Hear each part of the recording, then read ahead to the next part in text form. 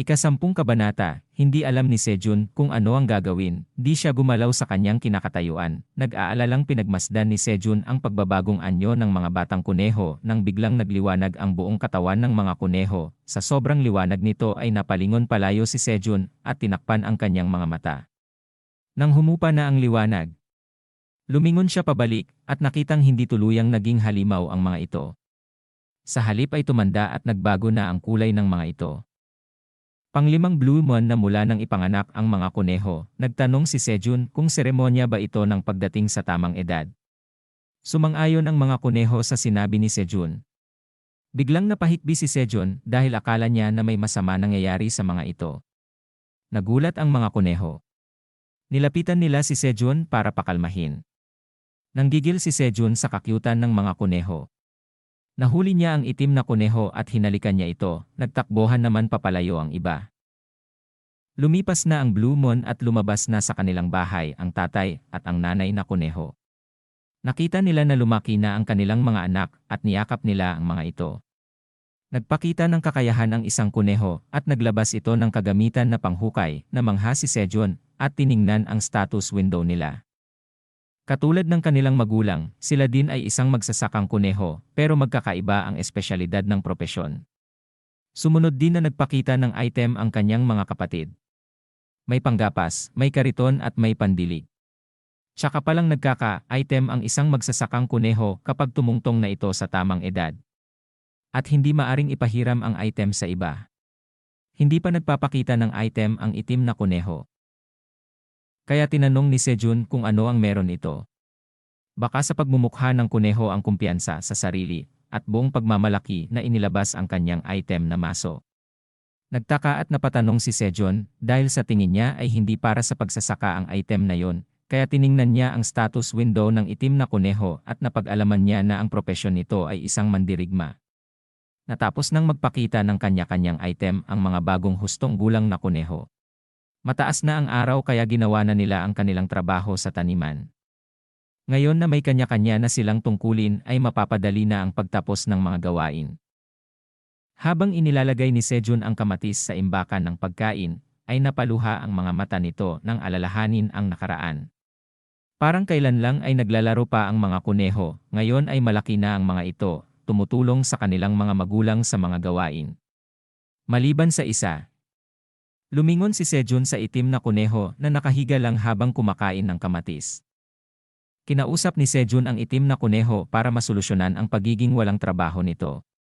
Ipinaintindi ni Sejun sa kuneho na dahil nasa loob sila ng kuweba ay hindi nanganganib ang kanilang taniman sa mga halimaw kaya walang lalabanan ang kuneho at walang paggagamitan ang item na maso sa pagsasaka.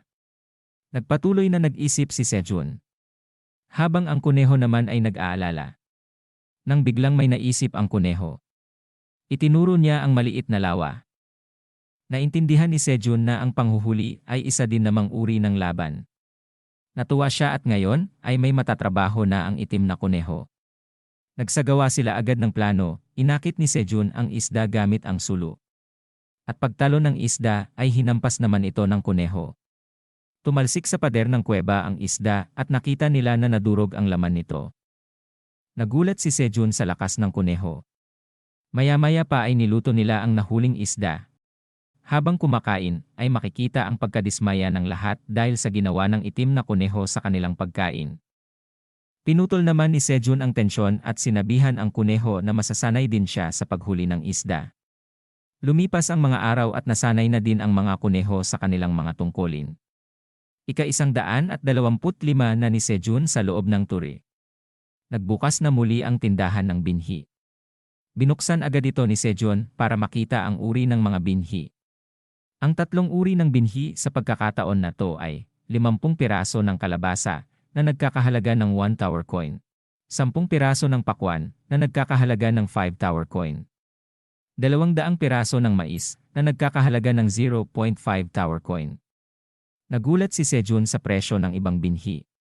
May 0.9 tower coin na lang ang natitira sa bank account ni Sejun. Sa pagkakataon na ito ay wala siyang ibang mapagpipilian kundi ang mais lamang. Napaisip si Sejun at nag-aalala sa hinaharap. Dahil kapag nagpatuloy na tumaas ang presyo ng paninda sa tindahan ng mga binhi ay wala na siyang mabibili sa susunod. Wala pa naman siyang alam kung paano kitain ang Tower Coin sa lugar na kinalalagyan niya ngayon. Ang pagkakaalala ni Sejun para kumita ng Tower Coin, una, kunin ang pabuya kapag natapos ng talunin ang palapag ng ture. Sa bawat palapag ay may pabuya pero isang beses lang itong makukuha, hindi kalakihan ang kita dito. Pangalawa, ay ang paghuli ng halimaw o ang pagbenta sa parte ng katawan ng halimaw sa gumagala na mga ngalakal o sa tindahan na matatagpuan sa unang palapag ng ture. At sa tingin ni Sejun ito ang pinakamabisang paraan para kumita ng Tower Coin dahil tuloy-tuloy ang kita dito. Pangatlo, ang pabuya sa quest kapag natapos ito. Walang masabi si Sejun kung maganda ba ang kita na galing sa pagtapos ng quest dahil pabago-bago ito. Napaisip si Sejun. Sa tatlong paraan para kumita ng Tower Coin, ay hindi niya magagawa ang pagtapos sa unang palapag dahil sa ngayon ay hindi niya nga din alam kung paano makakalabas sa kuweba. Wala nang iba pang maisip si Sejun na paraan kung paano kitain ang Tower Coin kundi ang pagtapos na lang sa quest na galing sa tagapamahala ng ture. Tinanong niya ang tagapamahala kung naririnig ba siya nito. At maari ba na mula ngayon ay Tower Coin na ang pabuya kapag natapos ni Sejun ang ibibigay nitong quest? Nagpadala ng mensahe ang tagapamahala na nagsasabing, hindi nito alam ang pinagsasabi ni Sejun pero bibigyan niya daw si Sejun kapag tumanda na siya. Napag-alaman ni Sejun na walang alam ang tagapamahala ng ture sa Tower Coin. Tinanong niya ang tagapamahala kung ilang taong gulang na ito. Sagot naman ng tagapamahala ay secret. Kaya nagtanong pang muli si Sejun kung ilang taon pa ba ang kailangan niyang hintayin para maging ganap na matanda. Sagot naman ng tagapamahala ay mahigit kumulang na 300 taong gulang. Nainis si Sejun kasi akala niya na binibiro siya ng tagapamahala, pinigil niya ang kanyang sarili, at itinuon na muna ang atensyon sa kung ano ang magagawa niya sa ngayon. Napag-isip-isip niyang hindi naman masama ang mais, dahil maaari niya itong ilaga at ihawin, balak din niyang gawin itong harina kung maaari. Kaya binili na niya ang mais. Lumabas ang mga notification, na nabawasan ng 0.5 Tower Coin ang laman ng kanyang bank account at nakatanggap siya ng 5 mileage. Magagamit niyang muli ang tindahan pagkaraan ng 30 araw. Lumitaw ang sisidlan ng binhi at kinuha ito ni Sejun. Sinuri niya ang butil ng binhi ng mais. Kanya itong inilagay sa kanyang palad at ipinakita niya ito sa mga kuneho. Natuwa ang mga kuneho sa bagong uri ng binhi na kanila na namang itatanim. Nagugutom na si Sejun, kaya naisip niyang kumain na muna bago magtanim. Natapos na silang kumain, busog na busog ang lahat pero sa dami ng handa nila, ay may natira pang mga inihaw na isda. Balak ni Sejun na patuyuin ito at itabi na muna para kainin mamaya. Napansin ni Sejun na napapadalas na ang bubuyog sa kuweba. Tinanong niya kung ayos lang ba na hindi na umuwi ang bubuyog sa kanilang pugad at inalok na bukas palad niya itong tatanggapin na manirahan kasama siya sa kuweba. Natuwa ang bubuyog sa sinabi ni Sejun. Nang biglang may gumalaw sa palumpong sa labas ng kuweba. Naramdaman ng bubuyog at ng mandirigmang kuneho na may nilalang sa may palumpong kaya umalerto sila. Nagsalita ang nagtatago sa may palumpong. Sabi nito na mali ang iniisip nila at hindi ito naparito para nakawin ang pagkain nila. Isa itong pusa. Tinanong ito ni Sejun. Bakit ka naparito? Lumundag ang pusa mula sa bunganga ng kuweba at nagawa pa nitong mag-front flip habang nasa ere. Binati ng pusa si Sejun at tinanong kung siya ba ang tagabili na si Park Sejun. At nagpakilala ang pusa. Siya si Teo, isang gumagala na mga ngalakal. Ito ang unang araw na nagkatagpo sina Sejun at Teo. Sana nagustuhan mo ang video. Paki-like at subscribe guys. Salamat.